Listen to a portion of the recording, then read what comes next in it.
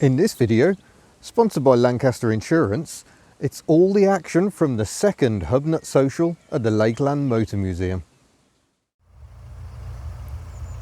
And there she is, idling away, the headlamps on the dim dip setting that is so much a part of that time. Yeah, way too early, but this is quite a place I look forward to having an explore.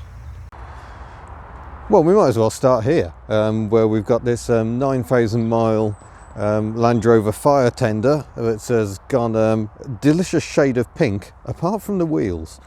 Apparently it's absolutely immaculate apart from the chassis. So there's always something to do, and we've got an old road roller there as well, a little fire tender, and oh wow, the elderly vehicles are starting to arrive. That's amazing. We should go and have a look at that later on. It's good to get at these events early because you see the stuff driving about. Right, we're going to start with the Bluebird exhibition here. So as we come in, these are replicas of some of the land speed record cars and boats, but I mean, what you don't get until you get in here is the sense of scale, because that is my hand, and that wheel is pretty much up to my waist. I mean, it's absolutely enormous. It's got a 12-cylinder Rolls-Royce engine, about 2,500 brake horsepower apparently, and the tyres are something like 110 psi. And there's two of them at the back, and there is the cockpit. I mean, look at the state of it. It's a very, very good replica, very nicely done. It somehow feels a bit aged, but yeah, obviously, you know, there is Donald Campbell on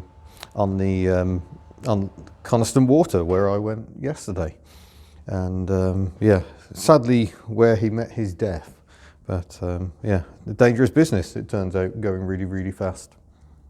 So, Malcolm Campbell broke many speed records. His son Donald then also went for land and water records, and 21 world land and speed records between them. So this is a replica of the vehicle boat. I suppose it is a boat of sorts that Donald used to set his record on Coniston Water, the K7, jet engine in the back, and yeah, managed to achieve 276 miles an hour.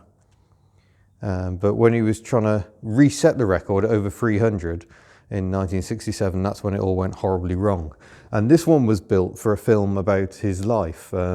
So Sir Anthony Hopkins would have sat in this little bubble, whereas this one is it's a foam replica. It's all made of expanding foam.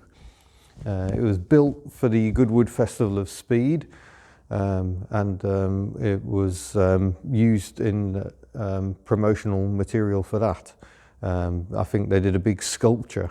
So it's a fantastic replica, very large, and so how fast did he go in this? So this was Malcolm Campbell, and he managed to average 141 miles an hour in it. Not the styrofoam replica, obviously. But yeah, lots of things to see and do, big engines to look at. Look, that's an Armstrong Siddeley Sapphire turbojet engine. Explanation of how it works. There's a TV display to tell you stuff as well. There we go, 403 miles an hour there, 239 miles an hour there. Remarkable stuff. So here we are approaching the main building. Got a Rover SD1 Vitesse, a late one, could be a twin plenum. We have no way of knowing from outside here. And yeah, buildings extend here. We've got a cafe. We're making good use of that later, I should think. Let's see if we can find our way in. Open daily from 8:30, 9:30 even. Here we go. All right, can see what we can find.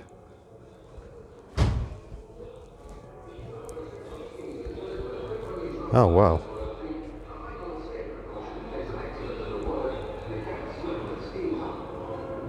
So you got some cars you might expect to see in the museum. We got Sierra Cosworth there. Quite like those, even though it's a Ford.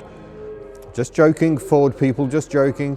DeLorean DMC 12. Looks like a rare right-hand drive one as well.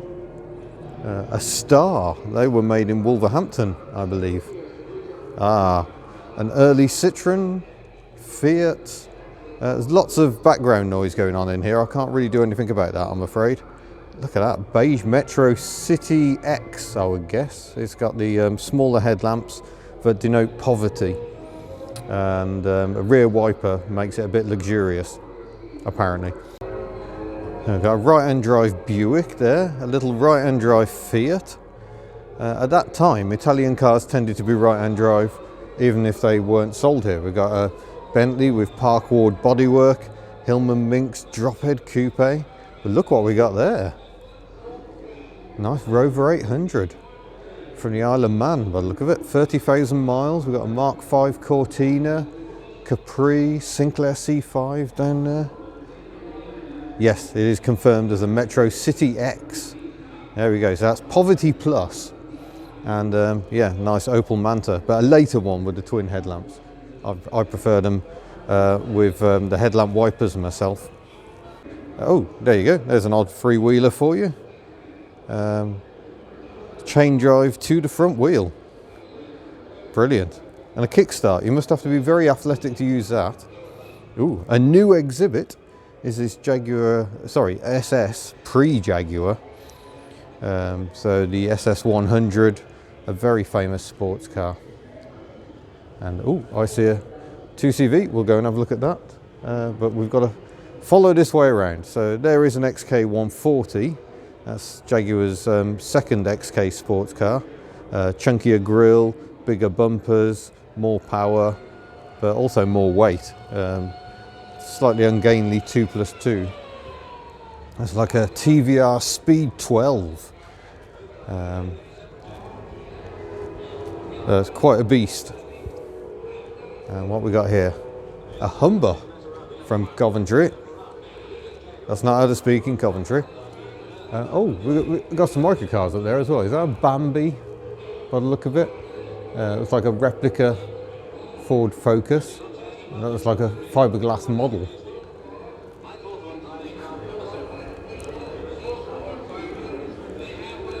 Wow. Citroen Traction Avant. A tiny little Dodgem car. Interesting. I have no idea what that is either. It's got a TVR badge. Oh wow. A reminder that TVR began by building sort of trials cars effectively. A Humber Hawk Estate. I have a feeling that's a fairly recent addition to the lineup here. Little Austin A35. Any good museum must have a ton of automobilia and nonsense sitting about. So obligatory many models. I wonder if they're mini champs. They're certainly very nice. We've got a scooter car. I've driven a scooter car. They are terrifying. Messerschmitt. I've got a video on a Messerschmitt, so you can find out more about that. And compared to those, this Late Mini looks enormous. So that's one of the limited edition John Coopers before it became a regular production model, given away by the signature strips. Got a Police MGA. Wow. And an Amphicar, a car which is as good on water as it is on the road. Surely the ideal car for the Lake District. I'll have to see if they'll let me take it out on Coniston Water later. That might be fun. We're closer to Windermere, that'll do. Mighty DS, a DS20. It's got the facelift front end with the inner turny headlamps. All very nice. Citroen 2CV missing its boot handle. Seems fairly tidy. Being a late 2CV, it will have been built in Portugal, and most of the Portuguese dollies had white headlamp shells rather than wing coloured. Ellie's got wing coloured headlamp shells, so yeah, G plate, that'll be a late one, 89, 1990, somewhere around there. We'll continue our merry tour. Ooh, Ford Consul Classic, Ford Consul Capri. Another new exhibit. Oh, what's gimbal? Stop it. I think I've broken my gimbal. And the Triumph Vitesse next to it. We got Peel P50 and Trident. Brilliant. Utterly bonkers. Built on the Isle of Man. And perhaps that sums up the Isle of Man. Not sure if that's an exhibit. Maybe we can play with that later. And a Trabant. Oh. Trabant. Very nice. Oh, cutaway displays here of oh, and me. Hello, this is my rubbish gimbal. Vankel rotary engine. Does that work? Oh yes, there we go. So now you can see how the rotary engine works. Just insane. Frankly, this is a twin rotor engine, probably out of a Mazda, I would suggest, with the twin sparks. Yeah, RX-7 it says.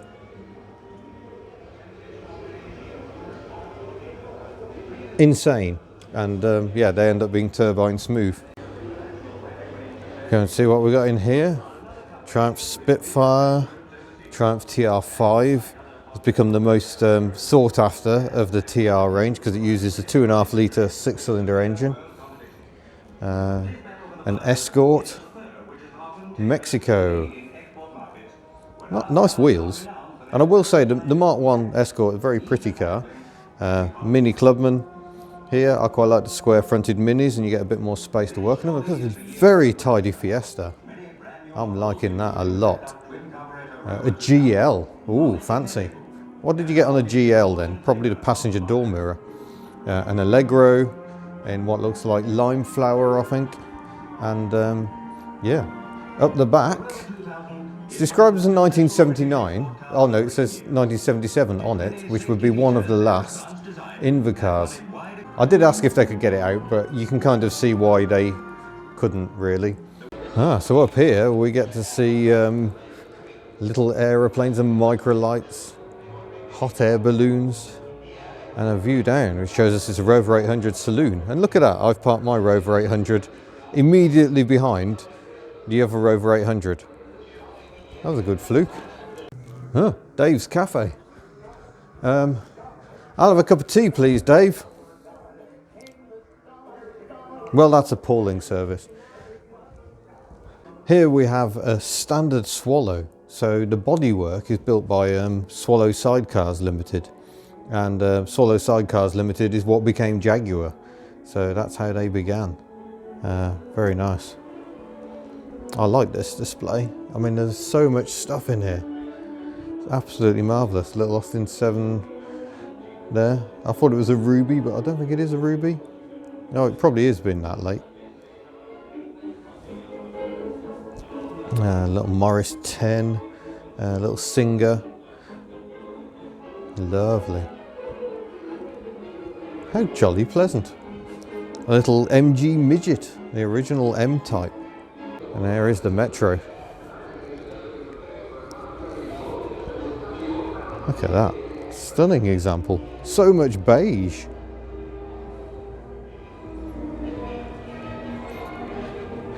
And the DeLorean DMC-12. Odd how they've got the gull wing door open on the other side, but I guess they don't want you nosing in. And this must be a nightmare of a car to have in a museum, because any fingerprints, and you can see a few along here, they're horrendous to get rid of. So please, if you've got children, keep them well under control if there are DeLoreans around. Do not let them touch the cars, because yeah, they become quite horrendous. So we've got the restricted drop-down glass, and like I say, a right-hand drive example, that is remarkably rare. Wonderful rear lights, very much of their time. And here is the RS Cosworth with its silly big wing. And then when you've had a luff of looking at old cars, you can just come and chill out around the back with a cup of tea. That sounds a most appealing idea, but I don't think they're serving tea yet.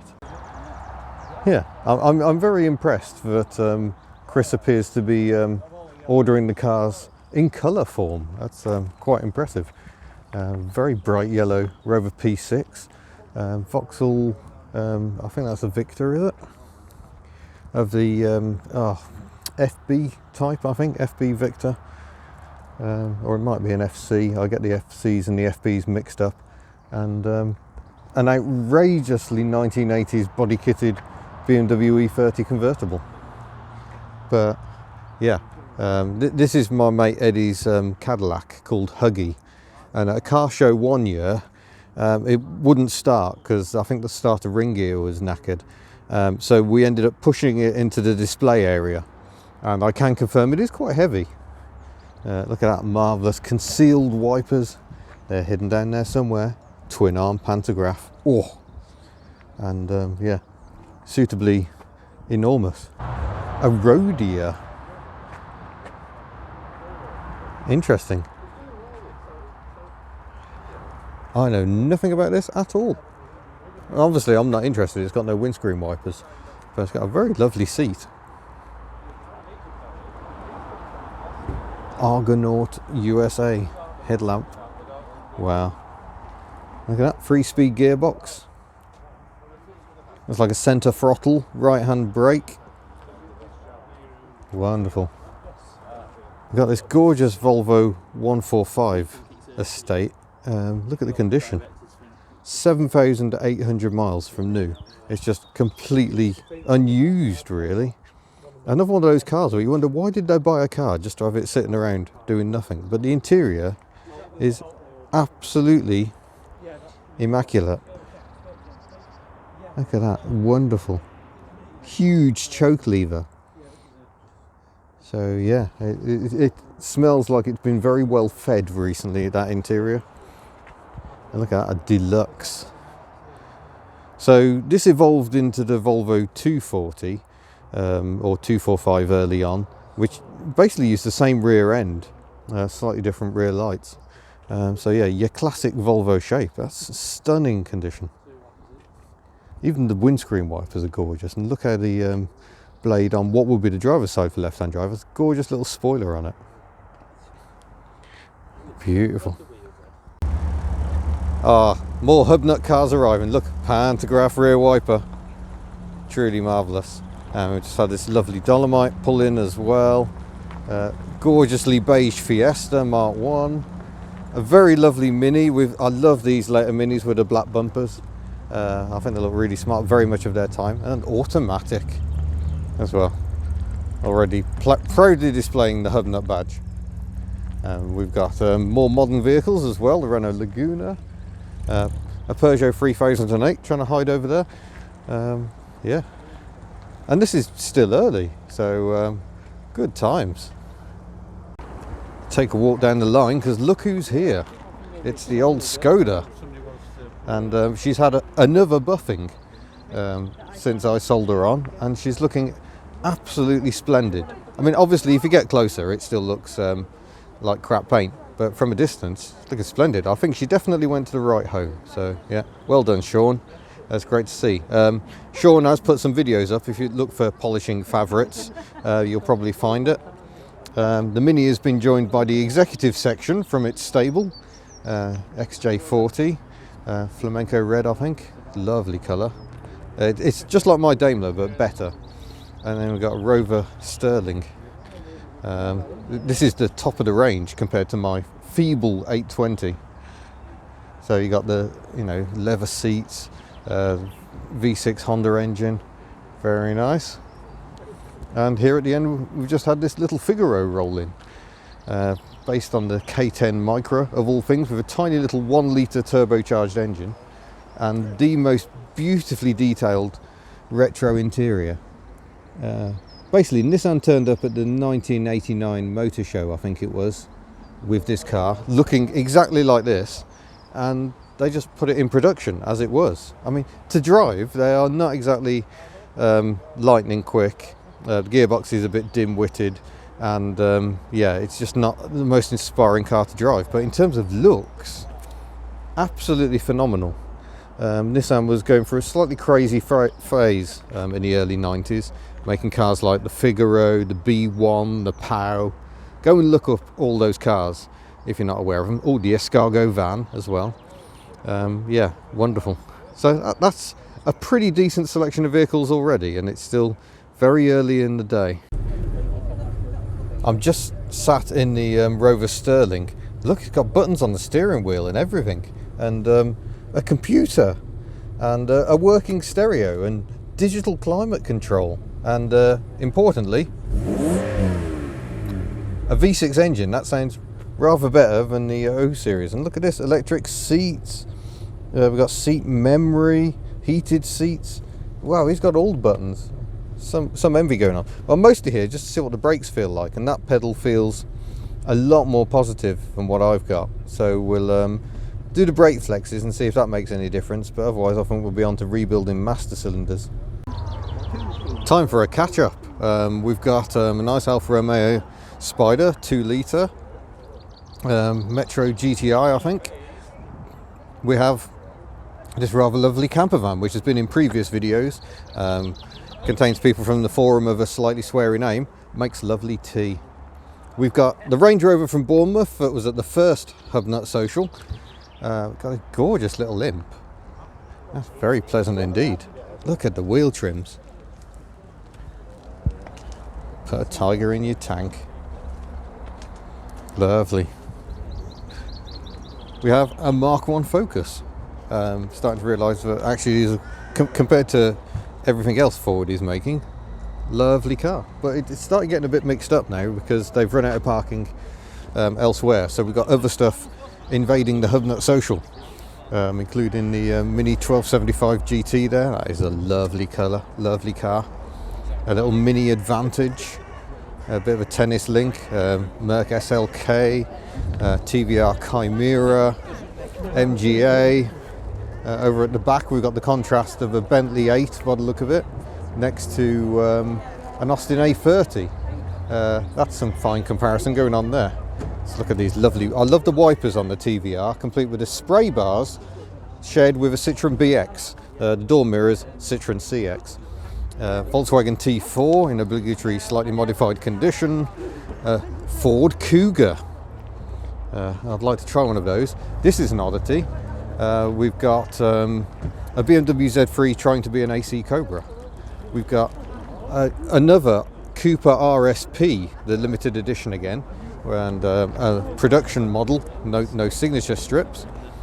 I've got a little Proton Gen 2, I think. MR2 Mark II, anniversary year for the MR2 Mark IIs. We've got some MGs that don't want to come in here. We've got the Saab 900 from earlier videos. That has appeared at many a HubNut meet. Yes, the Gen 2 almost became a Rover. There was a potential tie-up between Rover and Proton, which never came to fruition.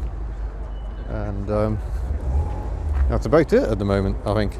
Right, I'm here with Paul, who owns the Rover Sterling, and we're going to go for a drive, if I can find where the key goes.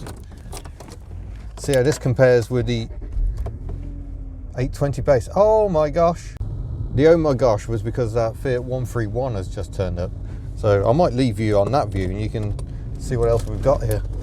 Oh, your handbrake's better as well. That's good to know. Yeah, I mean, that's much better brakes than mine. I'm only testing the brakes, honest. Oh dear, the turning circle's appalling. It is. It's worse than the manual. Alfa Romeo 164s are a bit like that. I like the amount of warning lights we've got on ABS, PGM, FI, but it's fine. It still works, it still runs. Yeah. Oh, poor Chris looks stressed. There's a lot of cars arriving here. Space is getting a bit tight because it's a classic ride and drive day at the museum as well. Oh, Renault 16. Oh, it's still warming up. Oh, yeah, the temperature gauge as well. That's not quite right. All right, okay. Ooh, Nissan Micra K10 Ford P100 pickup. Some lovely cars arriving. We'll go and have a nose around those later. But yeah, this is a bit different to the old 2-litre carburettor, isn't it? A little bit. Oh, beautiful. Let's try those brakes.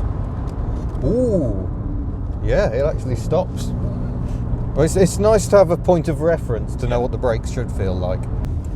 Oh, just in front of a caravan, look at us. Tends to kick down a lot better than you. Oh yeah, that makes a difference. Yeah. Hit the S4 button, it'll use all 4 gears but still change like it did then.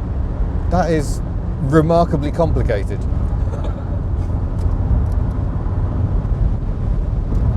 Ooh, Humber Scepter. Right, we're back from our little foray in the Rover Sterling. But how gorgeously orange is that? The 131 2000 TC. Mirafiore Sport. But I've seen something I really want to go and have a look at, so let's go and have a mooch down the lineup. See you again. Ta-da! Gorgeous little midget. I love these late midgets, Mark IV with the black grille. Very tasty. Full now, aren't we? Yeah, getting full. Renault 16. Hiding in the corner here with the diggery thing. Lowly spec, no rear wiper. Lovely raised digit number plates. And column gear change as well. Magnificent. Oh, Porsches have arrived. And there goes the Sterling. Beautifully shambolic. See you again.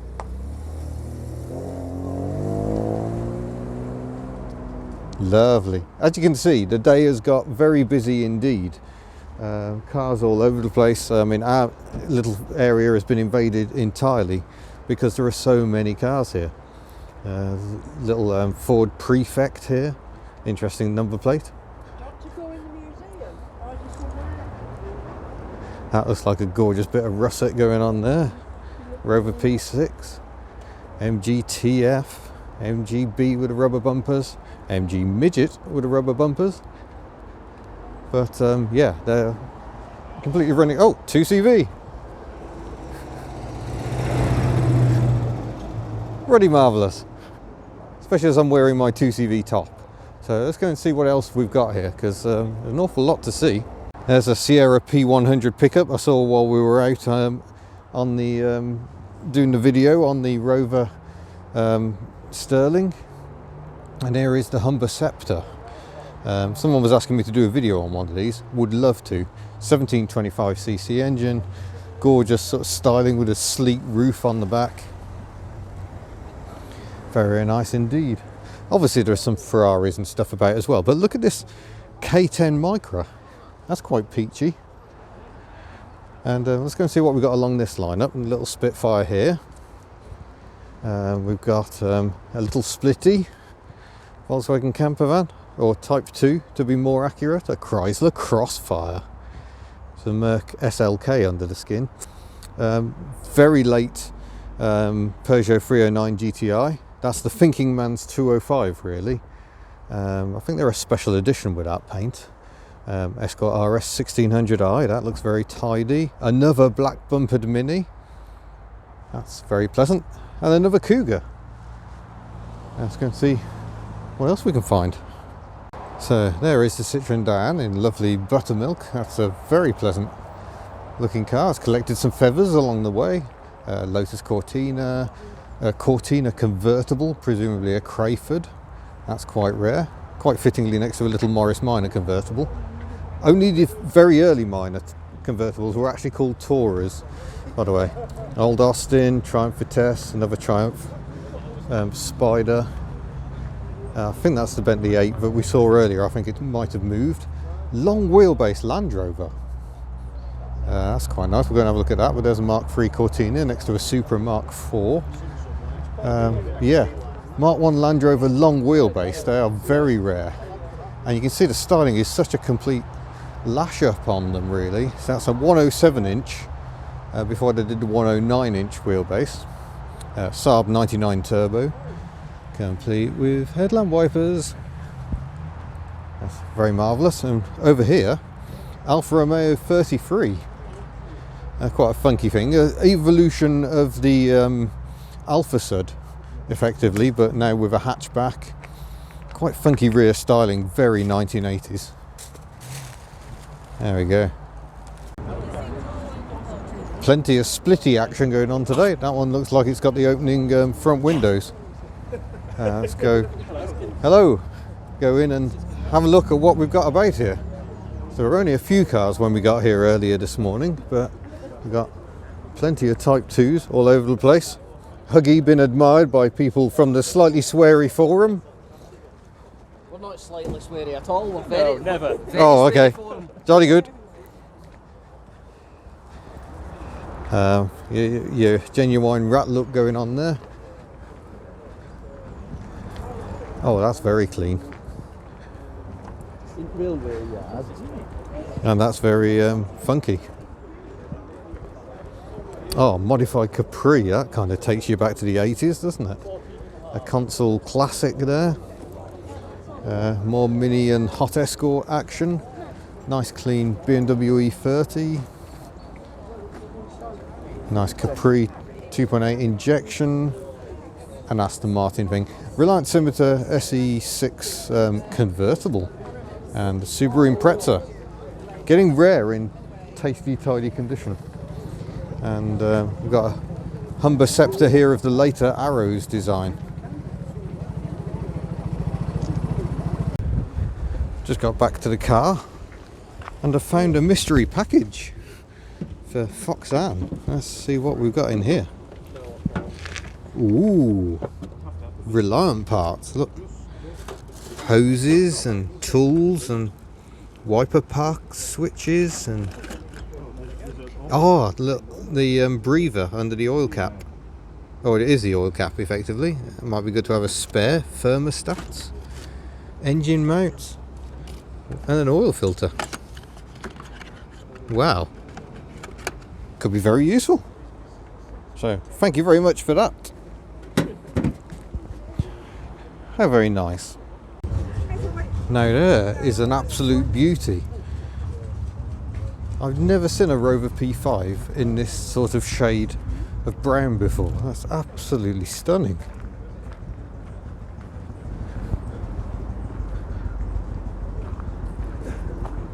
Looks surprisingly good in that colour. So as well as this bonny little starlet owned by HubNutters, the Cougars have come together. How sweet is that? So you won't often see two Ford Cougars together like that. Look at them with their strange lumpy rear lights. It's automotive joy, isn't it? Both V6s as well. And if we pan around, oh look at that, brings back some memories. A HubNut sticker on a blue starlet. We've got this Bangers and Smash Fiesta, and this is owned by a chap, another HubNutter, and I'm putting the emphasis on Nutter because he's driven this up from Bournemouth today. It's the 1.3, I believe, and yeah, 327 miles to get here today, which is quite insane. I might have to present him with an award or a certificate, one of the two. Yeah, and some other beauties have come in. If we go over here, two of my favourite rear ends, well probably three if you include the TVR.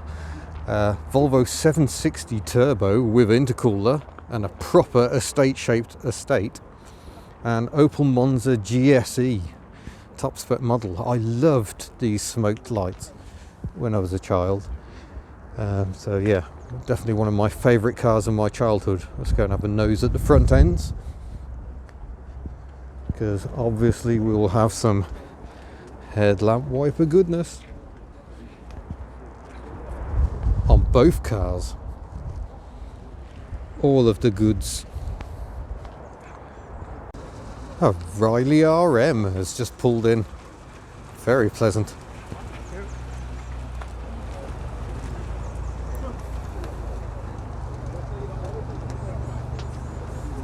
How quiet that is. It's barely hear it running. Oh, Rover Tomcat Coupe, they've become rather rare. That's replaced the Sterling that was here earlier. Parking is still a little on the tight side here, which is why we've had invading cars like this Porsche 944 S2 convertible come and join our lineup. Well, well, well, look who's just arrived. It's Pete C and one of his very, very, very lovely Cortinas. Yes, I did just say a Ford was lovely, but they are, to be fair. I mean, look at the brake lights for a start. Marvellous. Automatic. Yeah, we've just been having a lovely cup of tea in a Fiat camper van. Oh, which will all come back out the camper van again, because there are things apparently I need to see. So let's go and see those. Right, I've been told I must enter this caravan. Don't worry, we won't kill you. Holy moly. The camera's tripping off this carpet even more than I am. Wow. Is there any butter? No. Are there any biscuits? No. Wow. Gosh. This is truly fantastic. This is amazing. It just needs a few doilies, I think. Yeah. Oh, it's like falling over of the door. Party piece though. Oh. Oh wow. Fold up bed. Oh, here we go. They just don't build caravans like this anymore. Thank God. Right, we are having a HubNut Social in a caravan. Full stove. Oh. Probably weighs as much as the rest of the caravan put Yeah. together. Any bodies in here? No, but we got a deck chair. I can just. We demonstrated full I've just bed. had, Yeah. But there's another one in the kitchen as well. I was wondering. This is genius. You've got to fold the table up and bolt it in. Claps in there. How does that clip on? No, that just stays. That hit me on the leg last Grab time. us. There. Yeah. And then Oh, come on. Oh. There you go. And then when you want some privacy, you'll have to come out of the way, Pete. Yep. This thing folds. With a Oh. little. Brilliant. And with that bed, you really can have tea In bed. in bed. Marvellous. God, I can almost feel the creeping sensation of about to die through cold in here in the middle of winter. That But carbon monoxide was- really, I'm all about the carpet. The carpet is stunning. Yeah, it's magnificent, isn't it? Parked scenically next to a litter bin. I had to stop to have a look at this MGC GT because it's on the chrome hubcaps. So many of these are on wire wheels now, but yeah, it's to see by the humpy bonnet, and the fact the wheels are an inch larger than on the MGB GT, powered by a 6-cylinder 3-litre engine. And you know how everyone goes on about Princess Anne used to have a Reliant Scimitar? Well, Prince Charles used to have an MGC.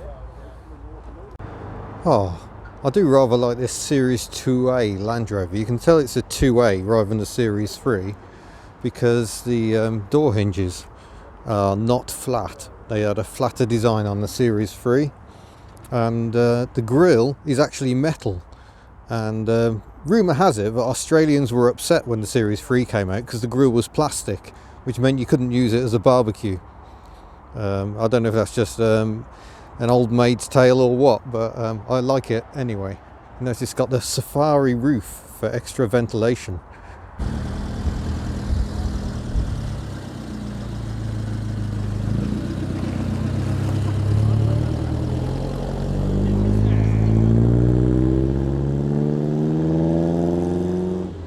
Oh, what an exhaust note.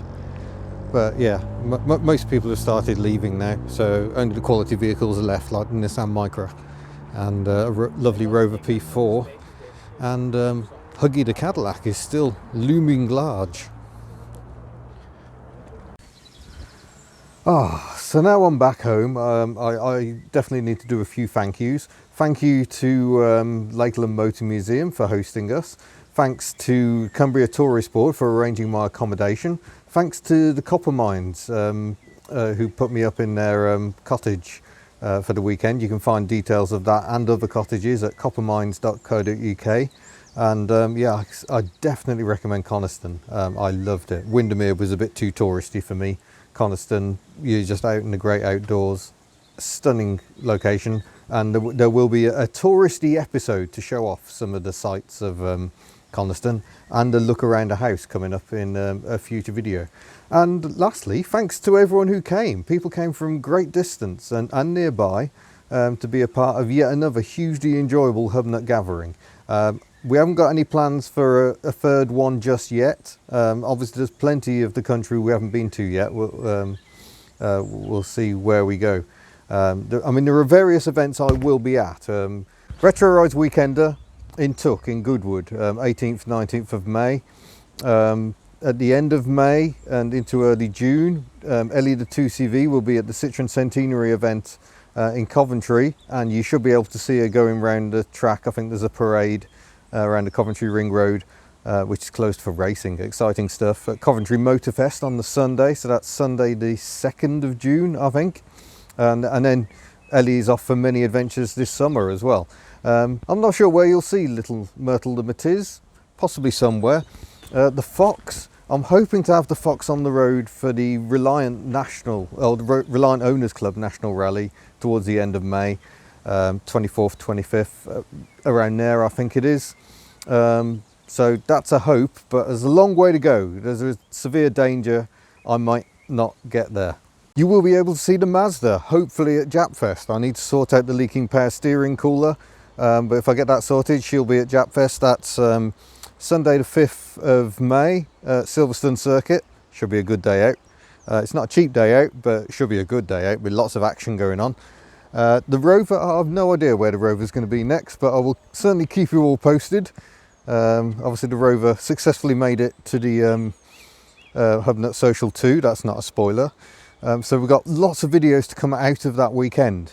There's the story of travelling over 1,000 miles in this car and everything that went on with that, and that includes visits to Pete's Sea. That was hugely exciting. And yeah, and the recording of the 30,000 subs video, which I've had to prepare because we're getting perilously close. It's amazing. So that's to happen. Lots more videos, driving Project Ruby, Pete C's Cortina, that'll make a good video, and a hoon in a Cadillac, should be fun. Not Pete C's Cadillac, a different one. But yeah, there you go. Thank you very much for watching. Thank you to George for being so patient at the cattery. You didn't like the cattery, did you, George? He's setting all the bird alarms off. And yeah, we shall see you in a future video. Farewell.